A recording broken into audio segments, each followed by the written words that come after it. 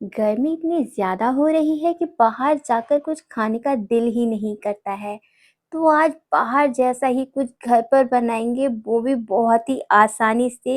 एकदम easy recipe है। इसे एक बार आपने इसे बना लिया तो बाहर का खाना भूल ही जाएँगे।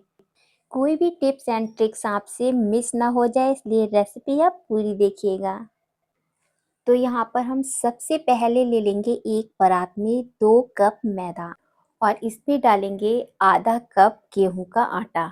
तो यहाँ पर मेरे पास मैदा थोड़ी कम थी, इसलिए मैंने यहाँ पर आधा कप गेहूं का आटा यूज़ किया है। आप चाहे तो इसे पूरी तरह से मैदे से या फिर आटे से भी बना सकते हैं। अगर आप इसका टेस्ट एकदम रेस्टोरेंट स्टाइल चाहते हैं तो इसे आप मैदे से ही बनाइएगा, क्योंकि बाहर मैदे का ही यूज़ होता है। तो यहाँ पर मैंने बीच में एक गड्ढा कर दिया है और इसमें डाल दिया है फेटा हुआ 1 कप दही। तो दही को आप फेंट के ही लीजिएगा। और अब इसमें डाल देंगे स्वाद अनुसार नमक और 1 चम्मच भर के यहाँ पर पिसी हुई चीनी। आप चाहें तो बिना पिसी हुई भी डाल सकते हैं। और 1 टीस्पून यहाँ पर डाल देंगे बेकिंग पाउडर। 1/4 टीस्पून यहाँ पर डालेंगे बेकिंग सोडा और थोड़ा सा यहाँ पर डालेंगे ऑयल, लगभग 2 टेबलस्पून के करीब। तो यहाँ पर अब इन सभी चीज़ों को पहले हमें अच्छे से दही में मिक्स कर लेना है, जिससे इसका फर्मेंटेशन यहीं पर हो जाए। तो दही में इस तरह से आप देखिएगा बबल उठने लगेंगे। बहुत ही बढ़िया से ये दही एकदम फूलकर तैयार हो जाएगा, जो हमने बेकिंग पाउडर और बेकिंग सोडा डाला है उसकी वजह से। तो यहाँ पर इस तरह से दही का टेक्सचर जब हो जाए, तब आप इस दही को आटे में मिक्स करके पहले देख लीजिएगा। उसके बाद यहाँ पर आपको जितनी आवश्यकता हो उतना पानी थोड़ा थोड़ा करके डाल के इसका एक सॉफ्ट आटा लगाकर हमें तैयार करना है। पानी यहाँ पर आप थोड़ा थोड़ा ही करके ऐड करें, बहुत ज़्यादा पानी यहाँ पर ना यूज़ करें। और जो पानी आप यूज़ करेंगे उसको हल्का सा गुनगुना ज़रूर कर लें। आप यहाँ पर ठंडे पानी का यूज़ मत करिएगा, क्योंकि गुनगुने पानी से हम जब आटा गूँथेंगे तो हमारी जो उसकी फर्मेंटेशन की प्रक्रिया है वो ज़्यादा फास्ट हो जाएगी। तो हम यहाँ पर आटे को थोड़ा-थोड़ा पानी करके डाल के एक सॉफ्ट आटा यहाँ पर लगाकर तैयार कर लेंगे। तो यहाँ पर आप देख सकते हैं इतना ही सॉफ्ट आटा हमें लगाकर तैयार करना है। ये आटा अभी काफ़ी हाथों में चिपक रहा है, देखिए कितना सॉफ्ट है ये इस समय। अब यहाँ पर हमें इसे अच्छे से मसल-मसल कर एकदम स्मूथ कर लेना है आटे को, जिससे वो एकदम चिकना हो जाए। तो मैं यहाँ पर आपको एक बार चेक भी करा देती हूँ, किस तरह का यहाँ पर हमें आटा लगाना है। तो आप देखिए अभी इसमें जो लचीलापन है आटे का वो काफ़ी कम है। अभी इसे हमें और ज़्यादा अच्छे से गूँथना पड़ेगा। तो यहाँ पर हाथों से मलते हुए इसे हमें अच्छे से गूँथना है। उससे पहले इसमें थोड़ा-सा हम डाल देंगे ऑयल, जिससे ये हमारे हाथों से कम चिपके, क्योंकि मैदा है ना तो ये काफ़ी चिपक रही है हाथों में और इसको स्मूथ करना थोड़ा ट्रिकी हो रहा है। तो इसमें हमने थोड़ा-सा ऑयल डाल दिया है, जिससे ये अब अच्छे से हम मसल पाएँगे इसको। तो इस तरह से मसलते हुए आटे को आपको इस तरह से बिल्कुल एकदम चिकना कर लेना है, स्मूथ। देखिए हो गया ना एकदम बढ़िया परफेक्ट। तो यहाँ पर आप आटे को आधे घंटे के लिए सेट होने के लिए रख दें। तो अब यहाँ पर हम अपने नाश्ते की फिलिंग को बनाने के लिए 5 से 6 उबले हुए आलू ले लेंगे, जिन्हें हमें पहले से ही उबाल कर अच्छे से ठंडा कर लेना है। तो यहाँ पर मैंने पहले से ही आलूओं को ठंडा करके रख लिया था। तो अब इसे हम एक मैशर से अच्छे से मैश कर लेंगे, या फिर आप चाहें तो इसे कद्दूकस भी कर सकते हैं। बस आप यहाँ पर ध्यान दीजिएगा, बहुत ज़्यादा मोटे चंक्स नहीं रहने चाहिए।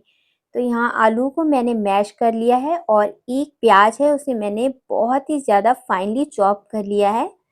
और अब इसमें डाल देंगे अदरक और हरी मिर्च का पेस्ट 1 चम्मच भर के। तो अब कुछ मसाले इसमें डालेंगे, तो नमक, मिर्च, हल्दी, धनिया पाउडर, चिली फ्लेक्स।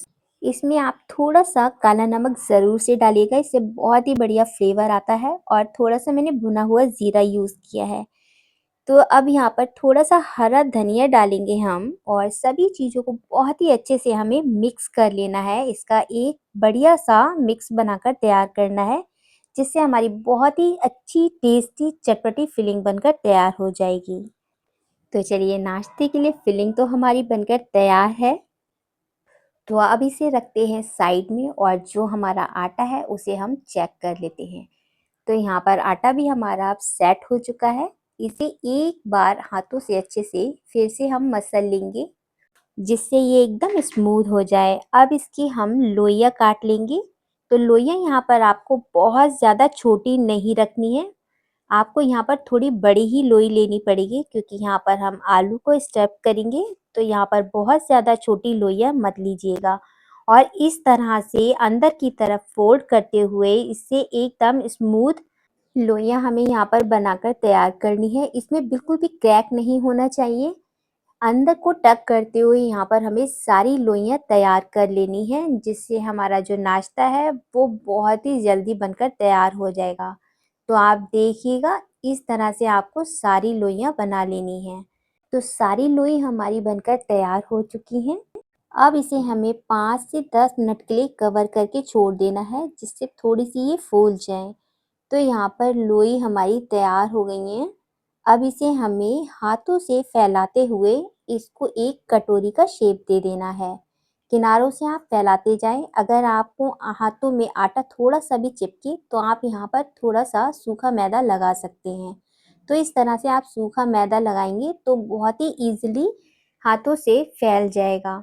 तो इस तरह से एक कटोरी का शेप दे दें और थोड़ी-सी फिलिंग यहाँ पर आप रख दें। कम से कम 1 से डेढ़ टेबलस्पून के करीब मैंने यहाँ पर फिलिंग को भर दिया है, जिससे बहुत ही अच्छे से ये भरे-भरे कुलचे बनकर तैयार होंगे।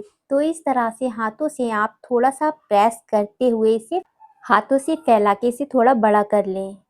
तो इस तरह से मैंने अपनी सारी लोइयों को स्टफ़ करके हाथों से फैला के बड़ा कर लिया है। अब हम इसको हल्के हाथों से बेलेंगे। तो आप चाहें तो चकले बेलन पे भी बेल सकते हैं। मैंने यहाँ पर किचन काउंटर को अच्छे से साफ कर लिया था और इस पर मैं अब हल्के हाथों से इसे बेल लूँगी। तो आप चाहें तो इसको गोल शेप दे दें या फिर मार्केट स्टाइल थोड़ा लंबा बना लें। तो अब इसको हम एकदम रेस्टोरेंट स्टाइल लुक देने के लिए यहाँ पर थोड़ी-सी कलौंजी और थोड़े-से सफ़ेद तिल लगा देंगे और थोड़ा-सा यहाँ पर हरा धनिया।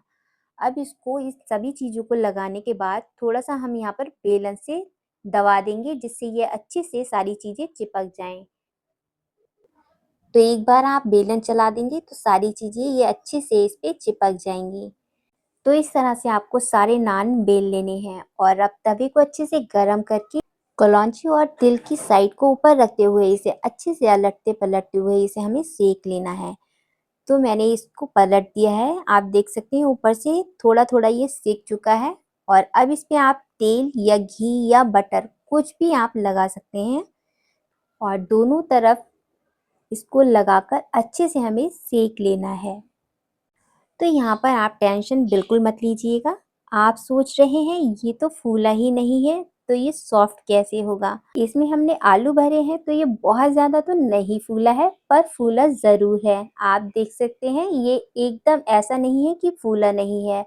तो ये काफ़ी हद तक फूला है और उसकी वजह से ये बहुत ही ज़्यादा सॉफ्ट और एकदम नरम बनेगा। बच्चे हों या बड़े या फिर आपके घर में बुज़ुर्ग भी हैं, तो वो भी इसे बहुत ही मन से खाएँगे। बहुत ही सॉफ्ट बनता है, बहुत ही आसानी से इसे वो खा पाएँगे। तो लग रहे हैं ना एकदम मार्केट स्टाइल ये आलू कुलचे? तो आपको ये रेसिपी कैसी लगी मुझे कमेंट्स करके ज़रूर से बताइएगा। अगर आप भी मेरे बताए हुए ये सारे टिप्स एंड ट्रिक्स फ़ॉलो करेंगे, तो आपके भी ये कुलचे एकदम मार्केट स्टाइल सॉफ्ट और टेस्टी बनेंगे। दिखने में ये जितने ज़्यादा टेस्टी लग रहे हैं, खाने में और भी ज़्यादा टेस्टी हैं। तो इस तरह से मैं आपको तोड़कर भी दिखाती हूँ। जो फिलिंग है हमारी वो अंदर तक फैल चुकी है बहुत ही अच्छे से और बहुत ही सॉफ्ट ये बनकर तैयार हुए हैं। मेरे तोड़ने से ही आपको पता चल रहा होगा कितने ज़्यादा ये सॉफ्ट बने हैं। आप इन कुलचों को किसी के भी साथ एंजॉय कर सकते हैं, चटनी हो, रायता हो या फिर हो छोले, किसी के भी साथ खाएँ। इसका टेस्ट बहुत ही ज़्यादा बढ़िया आता है। रेसिपी आपको ज़रा सी भी पसंद आई तो प्लीज़ लाइक, शेयर, सब्सक्राइब करना मत भूलिएगा। वीडियो यहाँ तक देखने के लिए आप सभी का बहुत-बहुत धन्यवाद।